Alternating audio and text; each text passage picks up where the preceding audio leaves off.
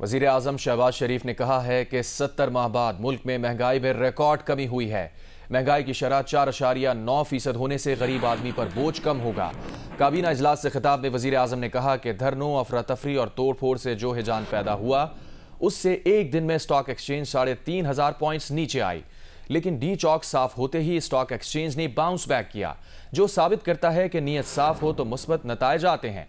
वज़ीर आज़म ने मुल्क से चीनी की अफगानिस्तान स्मगलिंग रोकने पर पाक फौज को खिराज तहसीन पेश करते हुए कहा कि यह स्मगलिंग आम निगरानी से नहीं बल्कि आर्मी की मुकम्मल गिरफ्त से खत्म हुई है। 70 महीनों बाद जो इन्फ्लेशन है अपनी कम तरीन सतह पे है। 2018 में मियां मोहम्मद नवाज शरीफ के दौर में वो 3.5% थी। अल्हम्दुलिल्लाह इस महीने में ये 4.9% पहुंची है। ये अल्लाह ताला का बड़ा एहसान है। It is beyond imagination. धरनों ने ये मुल्क में एक हैजानी कैफियत पैदा कर दी थी। हर तरफ अफरा तफरी का सामान था, तोड़ फोड़ कर रहे थे और पुलिस वाला शहीद हुआ, रेंजर्स के वो शहीद हुए, दर्जनों ज़ख्मी हुए और मुल्क की जो इन्होंने बेइज्जती इन्होंने करवाई अपने इन इंतहाई गलत और गैर कानूनी हथकंडों से, एक दिन के अंदर स्टॉक एक्सचेंज 3,500 पॉइंट्स नीचे आगे गिरा। Chairman PTI barrister Gauhar Khan ने कहा है कि डी चौक में आना मकसद नहीं था और ना लीडर्स को डी चौक पहुंचने का कहा गया था। बानी पीटीआई को एहतजाज और पार्टी उबूर से मुताल्लिक तमाम तफसीलात फराहम कर दी हैं। बानी पीटीआई ने एहतजाज के दौरान 12 कारकुनान की शहादत का सुनकर अफसोस का इजहार किया और सेनेट और कौमी असम्बली में इस पर आवाज़ उठाने की हिदायत की है। बानी पीटीआई ने पार्टी को मुत्तहिद रहने का पैगाम दिया है। अडियाला जेल में 190 मिलियन पाउंड रेफरेंस की समात के मौके पर बानी पीटीआई से मुलाकात के बाद उन्होंने कहा कि उन्होंने बानी पीटीआई को एहतजाज और पार्टी उमूर पर मालूमात फराहम की हैं। बानी पीटीआई को कोई मालूमात नहीं थी कि क्या हुआ है। बानी पीटीआई ने कहा कि कारकुनों पर तशद्दुद का मामला कौमी असम्बली और सेनेट में उठाया जाए। बैरिस्टर गौहर ने कहा कि डी चौक में आना मकसद नहीं था और ना ही रहनुमाओं को डी चौक पहुंचने का कहा गया था। पार्टी अपना एहतसाब करती है, ऑडियो लीक पर कोई यकीन नहीं रखते। पीटीआई इस वक्त दुनिया की 7वीं बड़ी पार्टी है। गोली जिसने भी चलाई गलत है। बैरिस्टर गौहर ने कहा कि उनका वज़ीर आला खैबर पख्तूनख्वा से 5 मुलाकातें हुई हैं। एस्टैब्लिशमेंट से फिलहाल मुज़ाकरात का कुछ नहीं कह सकते। पीटीआई रहनुमाओं का मरकजी क़यादत के खिलाफ वाइट पेपर इमरान खान को भेजने का फैसला। पीटीआई रहनुमाओं ने party chairman barrister Gauhar, secretary general Salman अकरम राजा समेत मरकजी क़यादत पर इल्ज़ामात आयद किए हैं। पार्टी कायदीन का कहना है कि हमारे नाम FIR में हैं, लेकिन बैरिस्टर गौहर हर बार बच निकलते हैं। ज़राए के मुताबिक खलीम आदिल शेख का मौक़िफ़ है कि हम पर FIRs हो रही हैं, लेकिन मरकजी क़यादत आज़ाद है। कोर कमेटी मेंबरान ने मरकजी कायदीन को कशीदगी का जिम्मेदार करार दिया। ज़राए का बताना है कि पार्टी रहनुमाओं की राय थी कि बैरिस्टर गौहर ना ग्राउंड पर थे, ना उन्होंने कायदाना किरदार अदा किया, जबकि अली मोहम्मद खान का ऑडियो बयान में मौक़िफ़ था कि पार्टी की मरकजी क़यादत मुज़ाकरात में मसरूफ़ थी। हलीम आदिल शेख ने ग्रुप में लिखा कि हमें बताया जाए इनके पीर कौन है या इन्हें तावीज़ कौन देता है। शुएब शाहीन ने कहा हम भी वहाँ से तावीज़ ले लेते हैं। पार्टी ग्रुप में हलीम आदिल शेख ने लिखा कि हम पर FIR हो रही हैं, लीग की मरकजी क़यादत इससे आज़ाद है। बुशरा बीबी की तर्जुमान मशाल यूसुफजई और बुशरा बीबी की बहन मरियम रियाज भट्टू ने दावा किया है कि बानी पीटीआई को अपनी पार्टी के कॉम्प्रोमाइज़ लीडर से ज़्यादा बुशरा बीबी पर एतमाद है। बरतानवी अखबार गार्डियन से बात करते हुए मशाल यूसुफजई और मरियम रियाज भट्टू का कहना था कि पार्टी रहनुमा बानी पीटीआई की हिदायत पर पूरी तरह अमल नहीं करते, जिसकी वजह से बुशरा बीबी को अमली मैदान में आगे लाया गया। मशाल यूसुफजई ने कहा कि बुशरा बीबी के सियासी अज़ाइम नहीं, वो पुरसुकून रूहानी शख्सियत हैं। वो सिर्फ बानी पीटीआई और अवाम के दरमियान पुल का किरदार अदा कर रही हैं। मरियम रियाज भट्टू ने कहा कि बानी के करीबी साथियों का किरदार मशकूक है, लगता है ये लोग अपने फ़ायदे के लिए दोनों तरफ खेल रहे हैं। पीटीआई रहनुमा शेर अफजल मरवत ने कहा है कि बुशरा बीबी की बहन और तर्जुमान की तरफ से जो बयानिया आ रहा है उस पर पार्टी क़यादत को संजीदा तहफ़्फ़ुज़ात हैं। पीटीआई के कुछ लोगों के ताने बाने एजेंसीज़ के साबिक़ कारिंदों से मिलते हैं।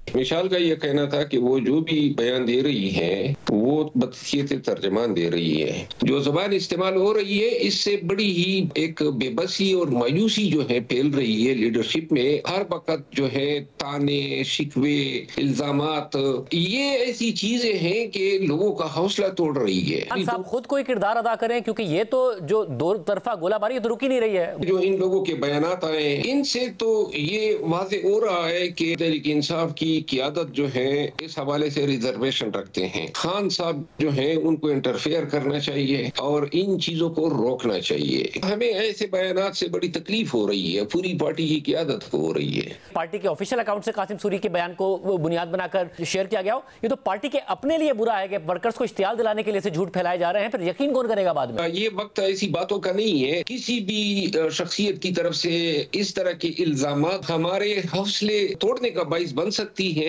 ऐसे बयानात जो है इनको मेरा ख्याल है पार्टी संजीदगी से ले और एक पेज पे आए। को लगता है कि पार्टी इस पोजीशन में है कि मजीद प्रेशर डाल सके, या फिर पार्टी पार्लियामान में आवाज उठाएगी या अदालतों का रुख करेगी, क्या करेगी पार्टी? हमें बजाय इसके कि दबक के या डर के सोचना चाहिए कि अब हमारे पास कोई और ऑप्शन नहीं है। हमारे पास ये ऑप्शन बेहतर था कि हम फौरी तौर पर अगली रोज पूरे मुल्क में एहतजाज की कॉल देते और दोबारा हम कहते कि ये हमने जाना है, चाहे हम सब लोग ही आ जाते। मुल्क भर में इंटरनेट की सुस्त रवि और सोशल मीडिया में खलल मामूल बन गया। तुलबा, फ्रीलांसर्स और IT के शोबे से वाबस्ता अफराद को सख्त परेशानी का सामना। तफसीलात बता रही हैं ज़रमीन ज़हरा अपनी रिपोर्ट में। गुज़िश्ता कई रोज से मुल्क के मुख्तलिफ इलाकों में सोशल मीडिया प्लेटफॉर्म्स में खलल मामूल बन चुका है। तुलबा और फ्रीलांसर्स को भी इंटरनेट की आंख मचोली से सख्त अज़ियत का सामना है। हमारी जो फील्ड है वो IT के रेलेवेंट है, तो हमारा सारा जो काम है वो इंटरनेट बेस्ड होता है। मोस्ट ऑफ द टाइम हमें जो है वो जो सर्वर्स होते हैं हमारे जो है वो क्लाउड बेस्ड होते हैं, तो उनको एक्सेस करते हुए हमें काफ़ी सारी मुश्किलात का सामना करना पड़ रहा है। इंटरनेट स्लो की वजह से अब ऑर्डर्स कम आते हैं एंड आपके जो इवन खुद ने फ्रीलांसर जो अगर मैं फाइवर की बात करूं तो उन्होंने पाकिस्तान को मतलब जो कैंडिडेट उनको वैसे पीछे कर दिया क्योंकि इंटरनेट के स्लो डाउन की वजह से। आए रोज इंटरनेट की बंदिश के बायस घर से ऑनलाइन कारोबार करने वाली खवातीन को भी रोजगार खत्म हो जाने का खदशा है। मैं एक ऑनलाइन बिजनेस रन कर रही हूँ और उसके लिए मुझे इंटरनेट की ज़रूरत है। इंटरनेट ऑनलाइन बिजनेस का बैकबोन होता है, उसके बगैर हम बिल्कुल सर्वाइव नहीं कर सकते और हमारे कस्टमर बिल्कुल सेटिस्फाई नहीं हो रहा, जिसके बिहाफ पे हमारा बिजनेस बहुत ज़्यादा लॉस की तरफ जा रहा है। इंटरनेट की बार बार बंदिश ने तुलबा की कारकर्दगी को मुख्तलिफ ऑनलाइन प्लेटफॉर्म्स पर IT के मुकाबलों में भी मुतासिर किया है। दुनिया की टॉप जो 30 सर्ट्स हैं डिफरेंट कंट्रीज़ की, उन्होंने पार्टिसिपेट किया। अनफॉर्चुनेटली इंटरनेट की जो है ना ख़राबी की वजह से या स्लो होने की वजह से हमारी पाइसर साइड की टीम जो है वो बेहतर परफॉर्म ना कर पाई और जो इंजेक्ट्स या जो क्वेश्चंस के आंसर थे वो वक्त पे ना सबमिट कर पाई, जिसकी वजह से हमारी कोई नुमाया कारकर्दगी नहीं थी। एजुकेशनल रिसोर्सेज को एक्सेस नहीं कर पा रहे, ऑनलाइन गेम सही से नहीं चल रही, प्रोडक्टिविटी डिक्रीज हो रही है, फाइल डाउनलोड होने में डिले हो रहा है। मैं एज इन्फ्लुएंसर मेरी भी कितने भी ब्रांडेड कंटेंट्स हैं जो मैं नहीं बना पा रहा, जो मैं अपलोड नहीं कर पा रहा। क्यों? क्योंकि व्यूज़ नहीं आएंगे और लोगों को तक जाएगा नहीं, तो काफ़ी ज़्यादा अफेक्ट कर रहा है ये फाइनेंशियली भी, मेंटली भी। हर कोई पूछता है कि वक्तन फवक्तन सोशल मीडिया प्लेटफॉर्म्स की सर्विसेज आखिर क्यों मुतासिर हो रही हैं। वजूहात सामने ना आ सकी, ना ही PTA ने कोई मौकिफ दिया।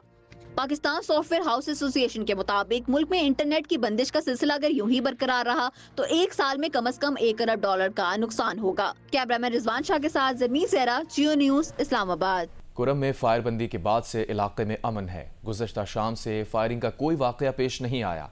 10 रोज़बाज तालीमी इदारे खुल गए, ताहम रास्ते अब तक बंद हैं। ज़िला कुरम में गुज़श्ता शाम होने वाली फायरबंदी पर अमल दरामद का आगाज़ हो गया है।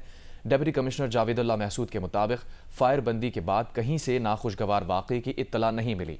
ज़िले के तमाम तालीमी इदारे 10 रोज़ बाद खुल गए। MNA हमीद हुसैन के मुताबिक पेशावर पारा चनार रोड समेत आमदोरफ्त के रास्ते अब भी बंद हैं। खरलाची बॉर्डर की बंदिश से अफगानिस्तान के साथ आमदोरफ्त और तिजारत भी बंद है। इंटरनेट, मोबाइल सर्विस और शाहराहों की बंदिश से शहरियों को मुश्किलात का सामना है। रास्तों की बंदिश से अशिया खुरनोश, अद्वियात और पेट्रोल की किल्लत है। अब तक 100 से ज़ायद ज़ख्मी मुख्तलिफ अस्पतालों में ज़ेर इलाज हैं। एक ज़ख्मी आज अस्पताल में दम तोड़ गया, जिसके बाद अब तक फायरिंग के वाक़यात में 131 अफराद जाँ बहक हो चुके हैं। अटक में 147 पुलिस वाले जख्मी हैं, जिनमें से 25 जवानों की हालत तशवीशनाक है। 500 का जत्था मुसल्ला और तरबियत याफ्ता था। जहाजी साइज के पंखे, जिनकी वजह से आंसू गैस ने हमारे जवानों के फेफड़े शदीद मुतासिर किए।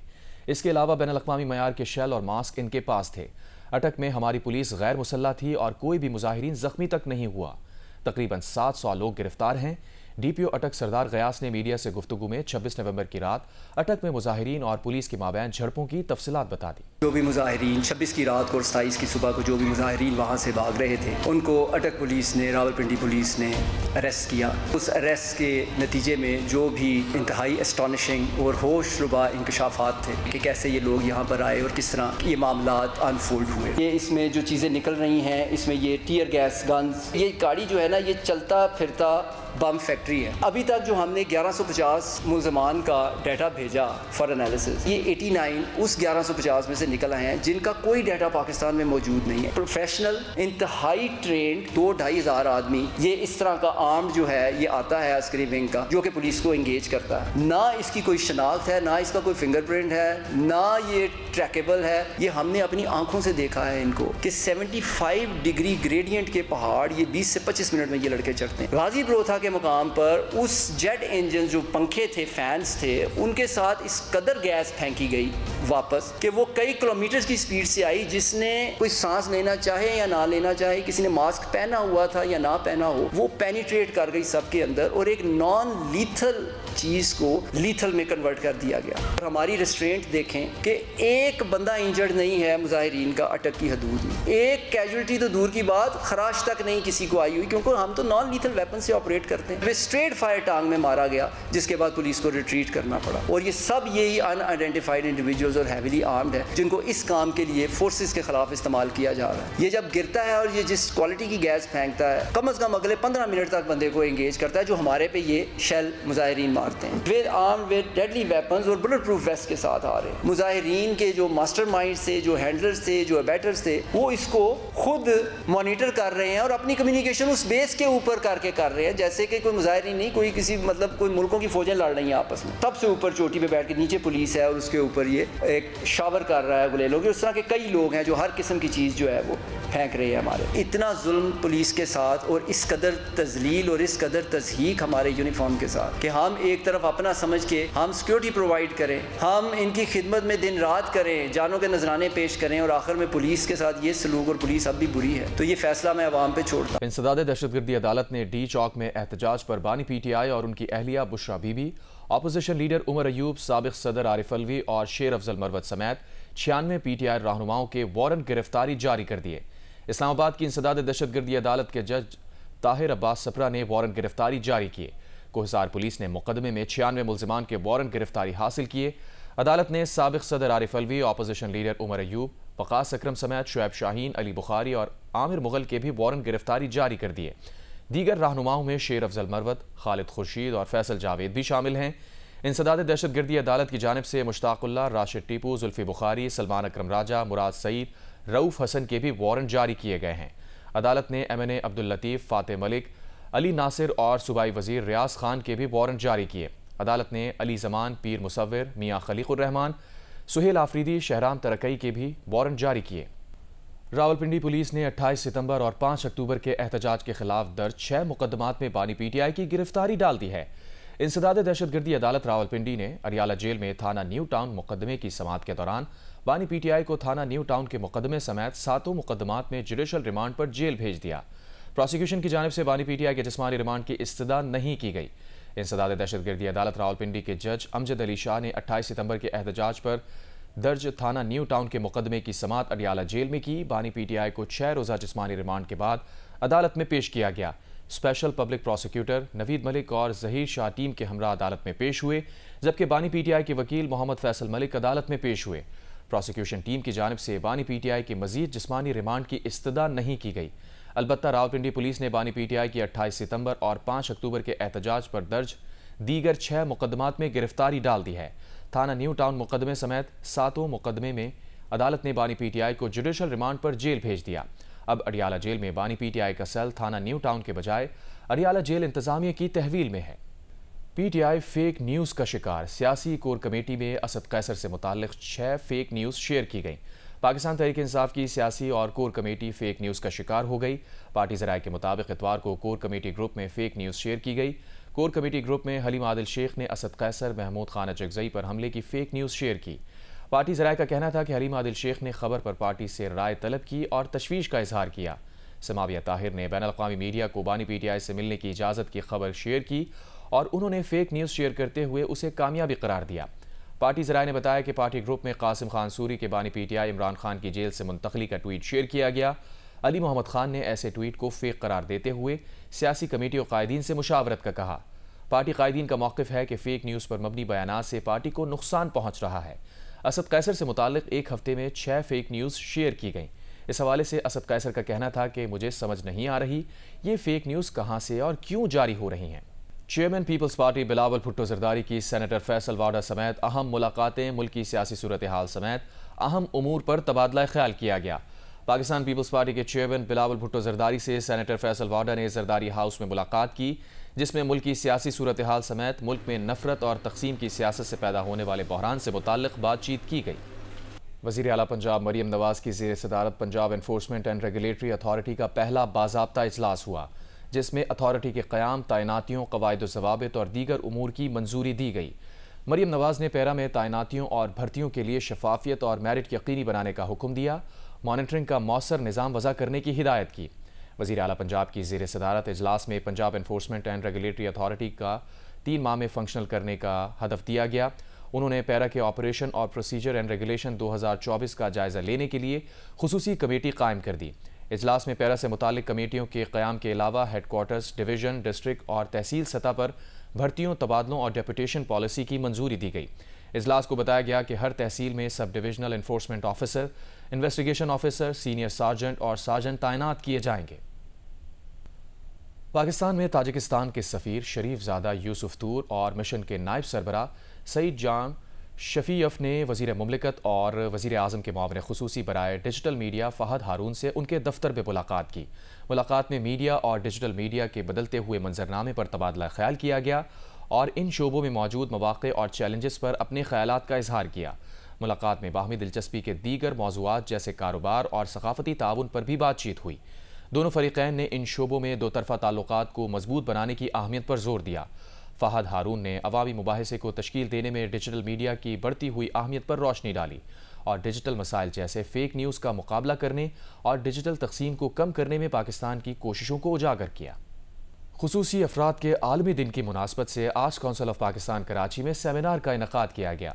ماہرین نے کہا کہ ملک کے تمام اداروں اور کارپوریشنز کو خصوصی افراد کی تعلیم اور روزگار کے لیے مل کر کام کرنا چاہیے۔ رپورٹ کر رہے ہیں زمار جوکھیو۔ دی سرکل کیئرنگ فار چلڈرن کے تحت سیمینار میں خصوصی افراد کی تعلیم اور روزگار سمیت مختلف موضوعات پر گفتگو کی گئی۔ رکن سندھ اسمبلی ندا کھوڑو مہمان خصوصی تھیں، جبکہ تقریب میں گروپ مینیجنگ ڈائریکٹر جنگ گروپ شاہ رخ حسن، سابق وفاقی نگراں وزیر صحت ڈاکٹر ظفر مرزا اور سابق خاتون اول سمینہ الوی سمیت مختلف شخصیات نے شرکت کی۔ خصوصی افراد کے لیے کام کرنے والی مختلف سرکاری تنظیموں نے اپنے کام کے متعلق بریفنگ دی۔ ڈاکٹر ظفر مرزا نے پبلک پرائیویٹ پارٹنرشپ پر زور دیتے ہوئے کہا کہ خصوصی افراد کی بہتری کے لیے ضروری ہے کہ پرائمری ہیلتھ کیئر کی سطح پر کام کیا جائے۔ بہت سارے ادارے بہت متاثر کن کام کر رہے ہیں پاکستان میں۔ ضرورت اس چیز کی ہے کہ یہ ایک تو مل کے آپس میں کام کریں اور دوسرے جہاں جہاں بھی موقع ملے گورنمنٹ کے ساتھ مل کے پبلک پرائیویٹ پارٹنرشپس کی صورت میں کام کریں۔ سیمینار میں خصوصی افراد سے متعلق جامع ترقی کے لیے حکمت عملی پر ایک پینل ڈسکشن بھی ہوئی، جس میں مختلف شعبہ زندگی سے تعلق رکھنے والے افراد نے اپنا نقطہ نظر سامنے رکھا۔ گروپ مینیجنگ ڈائریکٹر جنگ گروپ شاہ رخ حسن نے کہا کہ میڈیا سمیت تمام اداروں کو اس میں اپنا کردار ادا کرنا چاہیے۔ جو ورڈ ہے ڈسیبلٹی، اس کو ہٹا دینا چاہیے۔ ان سب کو وہ اسپیشلی ایبلڈ ہیں اور ان کے اندر اگر قدرت نے ان کو ایک فیکلٹی کم دی ہے تو بہت ساری فیکلٹیز زیادہ دی ہیں۔ اور آج ہم نے دیکھا جو بچے جو 7 سال کی عمر تک بول نہیں سکتے تھے، ان کی ٹریٹمنٹ کے بعد انہوں نے قرآن شریف کی قرأت کی فلالیس۔ انہوں نے آ کے ڈاکٹر ظفر مرزا کو انٹروڈیوس کیا بریلینٹلی۔ اس کا کیا پتہ چلتا ہے؟ اس کا پتہ چلتا ہے کہ اللہ تعالیٰ نے، قدرت نے ان سب کو بہت ہنر دیے۔ مہمان خصوصی ندا کھوڑو نے حکومت کے اقدامات پر روشنی ڈالتے ہوئے کہا کہ خصوصی افراد کی شمولیت ایک پالیسی کی بات نہیں بلکہ ایک بنیادی حق ہے۔ کیمرامین عدنان زیدی اور سرور رضا کے ساتھ زمار جوکھیو، جیو نیوز، کراچی۔ آج کونسل پاکستان کراچی اور جیو گروپ کے اشتراک سے منعقد ہونے والی 17ویں عالمی اردو کانفرنس کا آغاز 5 دسمبر سے ہوگا۔ 4 روزہ کانفرنس کی تیاریاں جاری ہیں۔ آج کونسل کراچی کی عمارت کو شعراء، ادیبوں اور نامور شخصیات کے بینر سے مزین کر دیا گیا ہے۔ 4 روزہ 17ویں عالمی اردو کانفرنس کی تیاریاں عروج پر ہیں۔ اس سلسلے میں آج کونسل کراچی کی عمارت کو شعراء، ادیبوں اور دانشوروں کے بینر سے سجایا گیا ہے۔ کانفرنس میں مشاعرہ، قوالی، کتابوں کی رونمائی اور مختلف موضوعات پر نشستیں منعقد ہوں گی۔ ان میں ماحولیات، کھیل، ادب اور میڈیا جیسے موضوعات شامل ہیں۔ مشہور شعراء، ادیب، اداکار اور سماجی شخصیات کانفرنس میں شرکت کریں گے۔ ساتھ ہی ماحولیاتی تبدیلی، میڈیا کی موجودہ صورتحال اور اردو ادب کی ترقی جیسے موضوعات پر بھی ماہرین اظہار خیال کریں گے۔ شام کے صوبے حلب میں شامی باغیوں اور شامی فوج کے درمیان جھڑپیں جاری ہیں۔ روسی اور شامی فضائیہ کے باغیوں پر فضائی حملے۔ باغیوں نے حلب میں صدر بشار الاسد کی رہائش گاہ پر قبضہ کر لیا۔ باغیوں کی شیلنگ سے 6 شہری جاں بحق۔ ایرانی وزیر خارجہ عباس عراقچی کی ترک وزیر خارجہ سے ملاقات۔ ترکیہ کا فریقین کو مفاہمت کا مشورہ۔ امریکہ، برطانیہ، فرانس اور جرمنی کا کشیدگی روکنے کا مطالبہ۔ سلامتی کونسل کا ہنگامی اجلاس آج طلب کر لیا گیا۔ دوسری جانب اسرائیلی فوج کے غزہ میں حملے جاری ہیں۔ صہیونی فوج کی جانب سے شمالی غزہ کے محاصرے کو 2 ماہ ہو گئے۔ صہیونی فوج نے گزشتہ 24 گھنٹوں میں مزید 50 سے زائد فلسطینی شہید کر دیے۔ فلسطینیوں کے امدادی قافلوں پر انتہا پسند اسرائیلیوں نے حملے کیے۔ اقوام متحدہ کی امدادی ایجنسی نے کرم ابو سالم کراسنگ سے امداد کی ترسیل روک دی ہے۔ لبنان میں بھی جنگ بندی کے باوجود اسرائیل نے فضائی حملے کیے، جس کے نتیجے میں 1 لبنانی فوجی شہید، 4 افراد شہید ہوئے۔ وسط ایشیائی ریاست جارجیا میں یورپی یونین کے حامی شہریوں کا حکومت مخالف احتجاج چوتھی رات بھی جاری رہا۔ جارجیا کے دارالحکومت میں پارلیمنٹ کے سامنے پولیس اور مظاہرین میں جھڑپیں ہوئیں۔ مظاہرین میں پارلیمنٹ کی عمارت پر پتھراؤ کیا اور پولیس پر فائر کریکر اور آتش بازی کے پٹاخے پھینکے۔ پولیس نے آنسو گیس شیلنگ اور پانی کی توپوں سے مظاہرین کو منتشر کیا اور 100 سے زائد مظاہرین گرفتار کر لیے۔ جارجیا میں روس نواز حکومت نے یورپی یونین سے اتحاد کے لیے مذاکرات 4 سال تک کے لیے روکنے کا اعلان کیا، جس کے بعد جمعے سے احتجاج شروع ہوا ہے۔ روس کا کہنا ہے کہ صورتحال جارجیا کا اندرونی معاملہ ہے۔ روس مداخلت نہیں کر رہا۔ امریکہ اور یورپی ممالک نے مظاہرین کے خلاف حکومتی کریک ڈاؤن کی مذمت کی ہے۔